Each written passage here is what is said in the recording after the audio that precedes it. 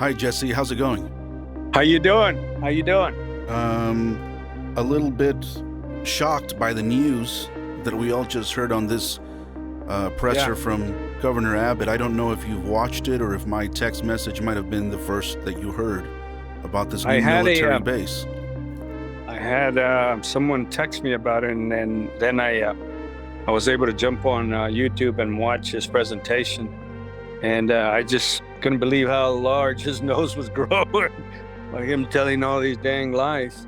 I'm upset. I'm upset with the fact that I told people about this a long time ago. That be careful who you invite into your house because sooner or later they're gonna kick you out. What was just announced, this is an 80-acre military facility, individual rooms for soldiers, recreation. I mean, it's a permanent base and it's huge. It's right on the river. What's Yeah. your initial reaction as somebody who's not just an Eagle Pass, but also, your business is right there and you've been in that community forever?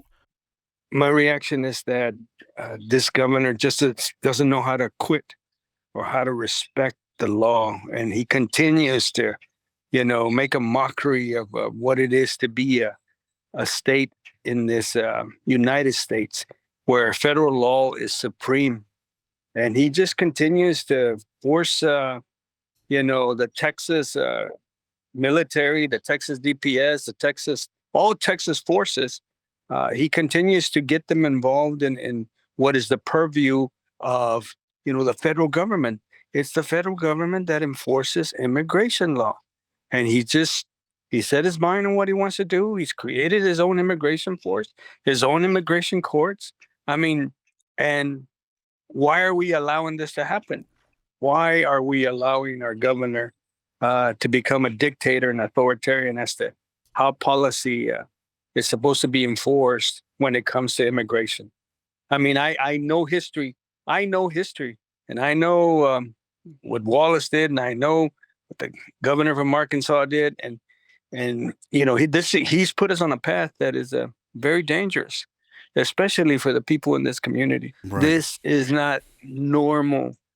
What the governor of Sure. Texas is doing is initiating an incredible confrontation with the federal government that shouldn't even be happening because the state has absolutely no jurisdiction within that realm. It's just been the governor that has inserted himself, and he's used taxpayer money to fund all of this. And now you think they're going to build a base cheaply? You don't think it's going to take millions or billions? He's doing it again. And when are the people going to realize that what he's doing is just feeding a false narrative?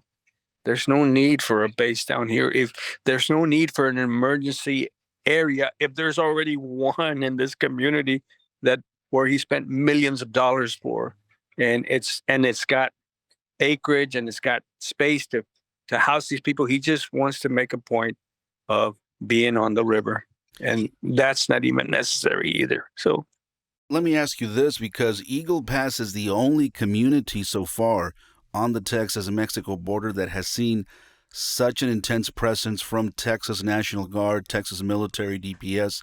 No other community has seen it to that level. You've been there. You've gone through already everything that brought. What do you expect now after a military base comes to town now, housing up to 2,300 soldiers, and with those soldiers, everything that may come with them? What are your expectations for what that town may go through now, Eagle Pass, knowing what has already happened? there's a lot of people in this community that are upset with how the governor is using our community as a political staging area to have this narrative that we're being invaded. And the community has reached the point where it's disgusting to hear it, and it's disgusting to think about the fact that we are being used as political pawns by our very own governor to further his crazy xenophobic and crazy imagination about immigrants and invasions, when and the fact of the matter, it's something that has always been handled by the federal government, and he's just putting on a tremendous amount of money and political theater just to keep the narrative going. There's no need for this. I mean, he claims to have all this, that the numbers went down because of what he's doing. It never went down for the last 2 years.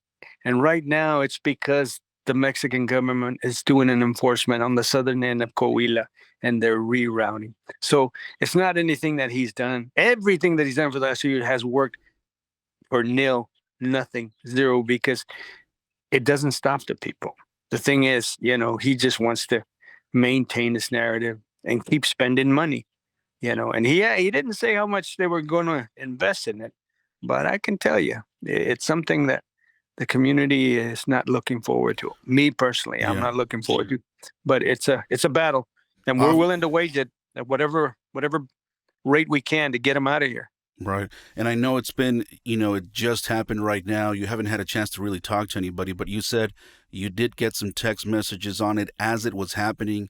Have you gotten any reaction from other folks in the community? Oh, yeah. Anything planned for the city or for the organizations to talk about this or to respond to this in any way? Yeah, interesting that you say that, because we had planned an activity. There's a group of an organization, the Border Network for Human Rights, that's coming to our community this Sunday, and there is a march planned to take our park back on Sunday between 2 to 4, and we're going to see, how strong we are, because there's a lot of people that want that park back, that don't want militarization because it doesn't call for it. We want our freedom. We want to be able to go to our green space, connect with our culture, with our river.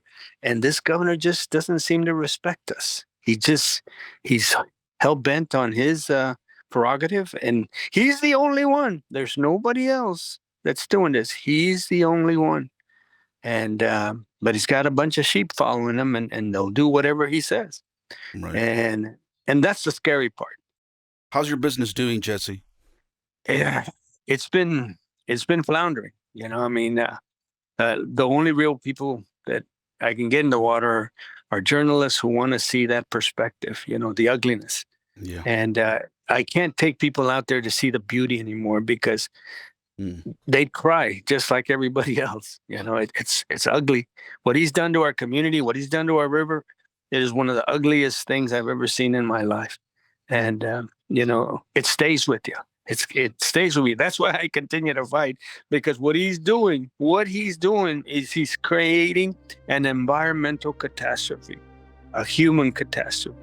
And, it's obvious over the last 2.5 years that his tactics have not worked, and that, perhaps it's time to, switch gears and be more compassionate and understanding, and create our own Ellis Island, like, in the early 1900s, where 7 million people were processed, and they were all Anglo-Saxons.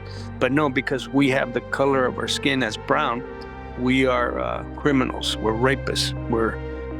It's just one of the saddest things you'll ever see, my friend. But we're here, and I'm going to continue speaking up about it. And as long as there's people like yourself that'll listen, I thank you for your time and for your effort. All right. Thank you, Jesse. We'll be in touch, and I appreciate your time on this.